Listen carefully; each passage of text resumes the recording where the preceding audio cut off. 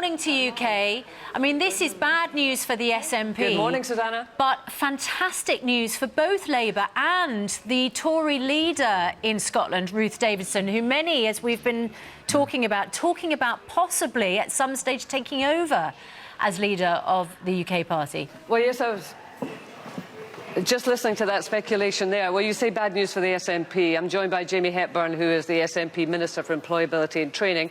No doubt he's going to take some issue with you over that particular statement. But if we can just give you a picture of where we are in Scotland, and as you say, we've had some shockwaves of our own. In terms of the share now, the SNP are sitting on 37% of the vote. Conservatives, 28.7%, so second to the SNP, which is an unusual situation in recent times here in Scotland. Labour on 27.3% of the vote, and the Liberal Democrats on 6.3% of the vote. So there is the picture. I mean, the great irony, isn't it, that down south the Tories have got their heads in their hands, whereas up here in Scotland, as you say, Susanna, they're doing a jig. You know, the old joke about more pandas than Tories in Scotland is absolutely dead and buried. I think 13 is the last figure that we have, 13 Tory seats in Scotland. And of course, two big scalps with the SNP. Alex Salmond is gone. Angus Robertson, who is, of course, or was, the leader of the party in Westminster, and the SNP down 22 seats. As I say, Jamie Hepburn, SNP Minister for Employability and Training, is with us. Jamie, this cannot be the night that you hope for.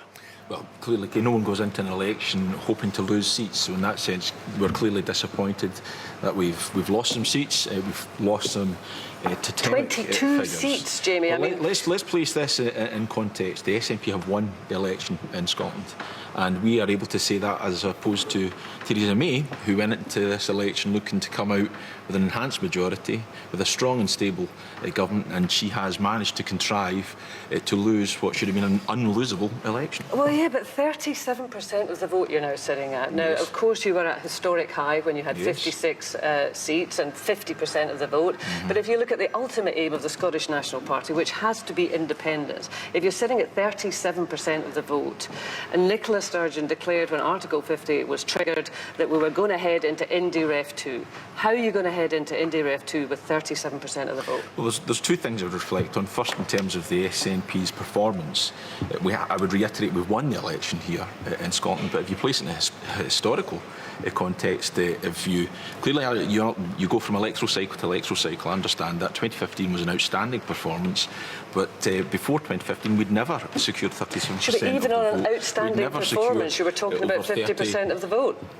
This is an outstanding performance in the sense that we've secured the most votes of any party in Scotland, and by far and away the most seats. Well, we can perhaps speak later about whether or not it was a tactical error for Nicola Sturgeon to call for Indy Ref 2. Second point, incidentally, which well, we're just going to cross over, if you don't mind, to Joe Swinson here, because the SNP votes for independence. Well, indeed, and that's a question we'll talk about later. But let me come to Joe Swinson from Eastern Bartonshire, because you have regained your seat, Joe, from the SNP, Liberal Democrat, of course you are, and you previously held that seat. So a great night for you.